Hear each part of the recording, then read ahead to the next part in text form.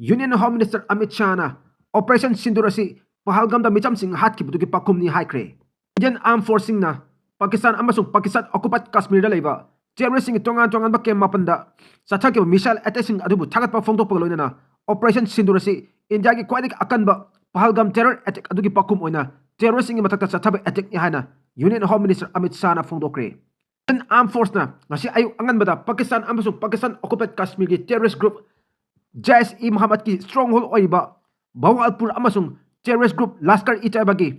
murid ke dalaiba batch yauna tongan mafam mapanda missile attack sing sathaki Union Minister Amit Shah na ex thagat pa posta aikoi ki armed force ki damak chawthuk chaw fawi Operation Sindoor si India ki Pahalgam terror attack ta aikoi ki chamjara myam chahat ki chap chaw Paokhumni mahak na hai Modi government asina India amasung India ki citizens sing da chathar ki attack sing da madik chaba akan pakum pigani Modi government asina India amasung mahak ki myam na torpa attack khudimak chap chaw pakum pigani hana wasak pa laikre aduga Indiana terrorist singbu maru fanga lebak asidagi mutatna ba sem sab loikre hana fongdorkli Union Minister JP Nadana fongdok kibda Prime Minister Modi da India ki thawa sing torpa attack sing da jenaba sing matakta madik chaba dani pigani Pahalgam terror attack ki matung tarakpada ngasi ayuk anganmada Indian Armed Forces chathaki ba missile attack sing adubu malem pumna thingkraba terror group sing